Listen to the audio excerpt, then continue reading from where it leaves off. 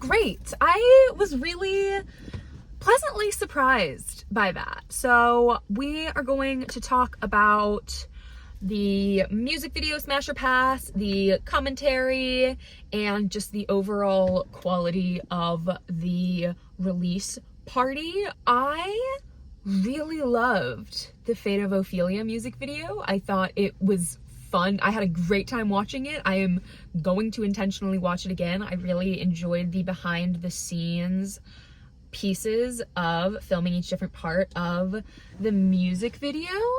And I wonder, I'm so curious about the relationship on set between Taylor and the other professionals that she has there, because ultimately it is her music video, and it's so weird. She's talking about like, and then I can, and then they also definitely included intentionally some clips of her self-critiquing, and ultimately that makes perfect sense because she's the one whose name is on this.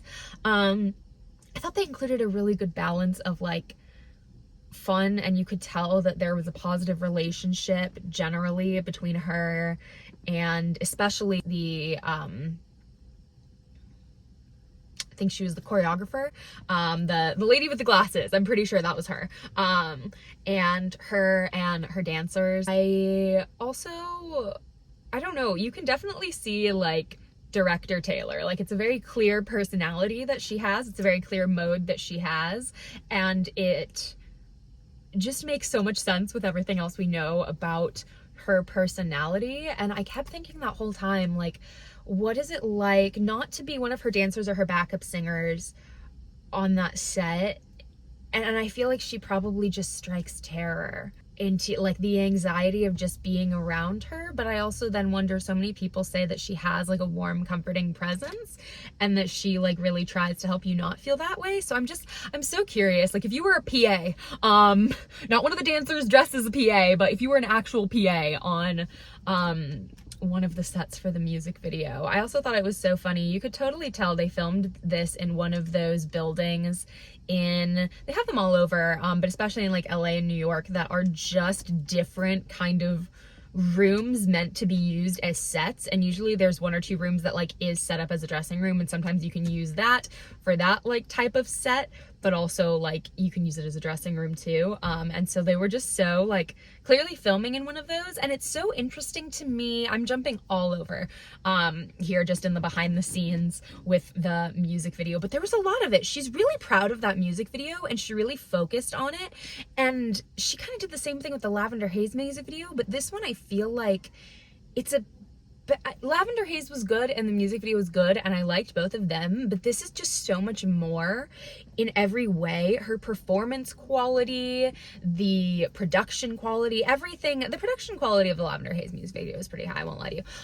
But what I was going to say is that she takes that money that she earns from all of these album variants and from the tour, and she puts it into multiple music video sets, like multiple full practical music video sets. And I love that, and it makes a huge difference. It makes the music video just so much more visually engaging and stunning. I am obsessed with that music video. I'm not obsessed with some of the lyrics in The Fate of Ophelia.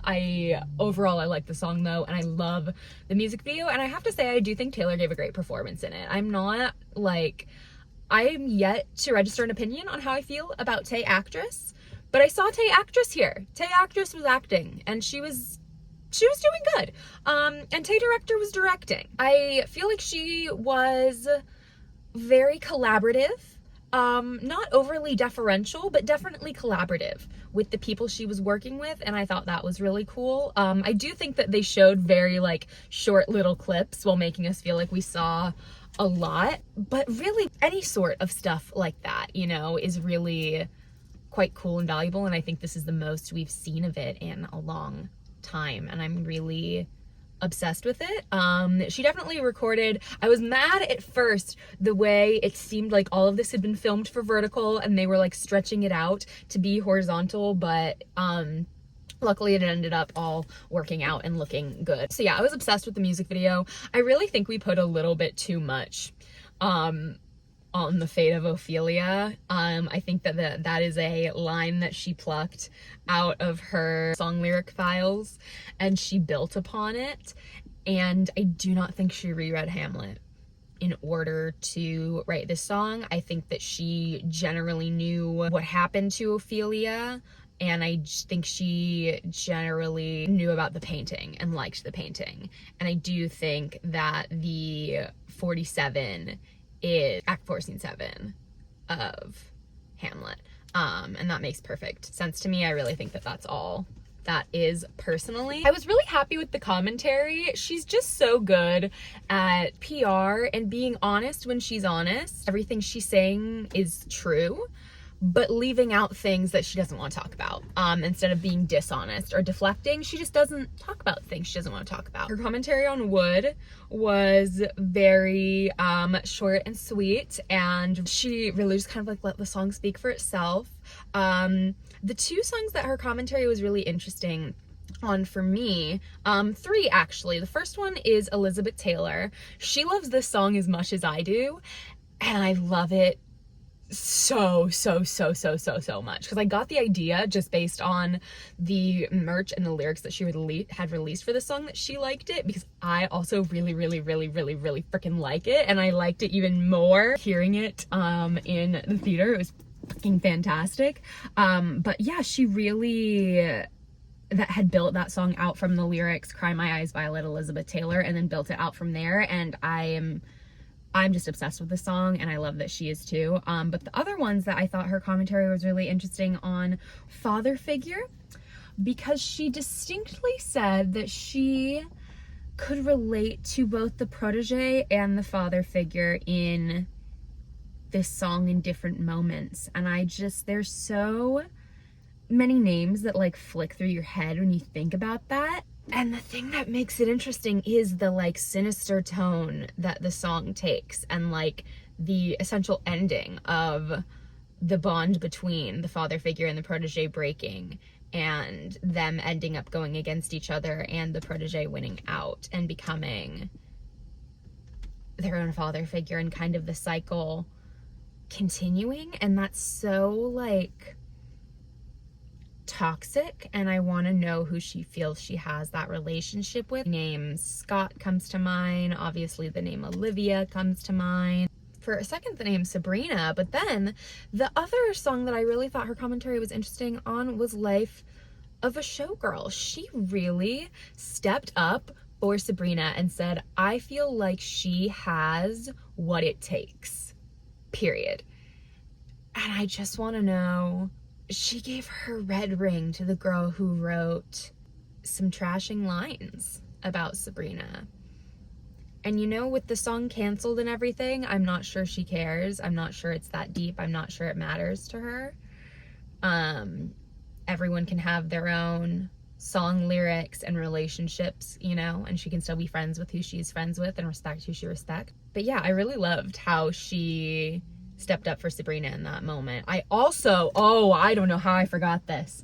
The way she looked straight into the camera and she said, I know how sacred songwriting and credit is. And so that was the first thing we did before we even did anything. And it was really a pleasure to keep them abreast of everything that was happening, because that's incredibly important. And I know that she used the word sacred, and she did not stutter. And you know, we have The Grudge, and now we have this, and I don't want it to be this tension, but I think that it might be this tension. And it's like obvious-ish tension, at least in comparison to the Taylor Charlie tension, because she really said, yeah, I don't think about this. She felt like added with Sympathy is a Knife, and maybe other behaviors. I feel like there had to be other behaviors, but also she seemed so like kiss off and chill about it when she was talking about it, but actually romantic. I said it when I was reacting to it. I don't think someone who's chill writes that song, personally, but that's just me. So yeah, I think she had a lot of really great commentary on a lot of the songs. There were a few songs that I really wish there had been an interviewer to encouraged her to say more in a couple moments. She did not have her wedding ring, she did not have her engagement ring on, but she also had her left hand hidden for a lot of it, and so it makes me wonder if she knew this was coming, because so many of the songs sound like that, but like so many songs before did too, and here we are now, and so clearly that didn't work out. So yeah, I don't know, I find that interesting. But she went to the Fate of Ophelia music video set and she filmed all of these, and so I wonder if she did this before or after or during the filming of the music video when she's talking about all of these songs. And I wonder if she looks back on it now and she's like, huh, that's what I said. Yeah, that's true. So I wonder how she feels about it now.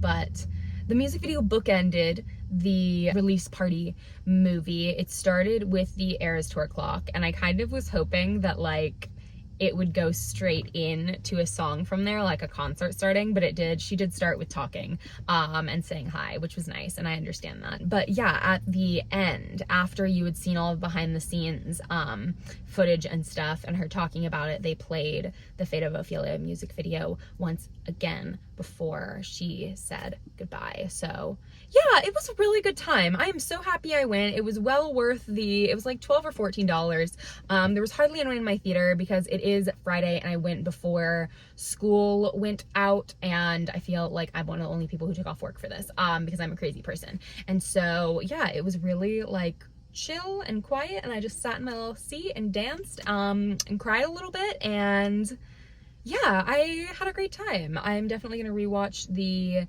Fate of Ophelia music video when it comes out, and I really feel the need now that I've heard these songs now, I think like 3 times each for most of them, to do a best and worst lyric for each song, because there's some standouts that I love so much, and then there's a small handful that I'm like, oh, I don't like that. I don't like that one bit.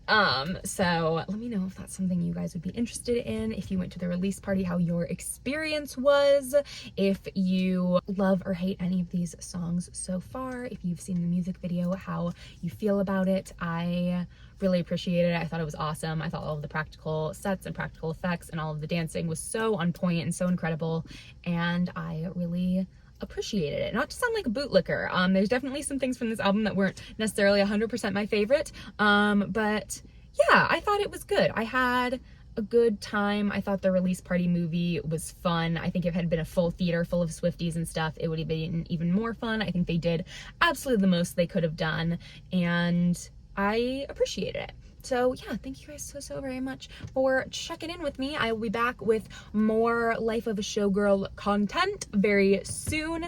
Thank you once again for being here. If you did like it, feel free to give it a like and subscribe if you would like to keep up and see more of the thoughts and happenings with Miss Swift and other pop girlies, etc. Thank you once again for being here, and I'll see you again soon. Mwah.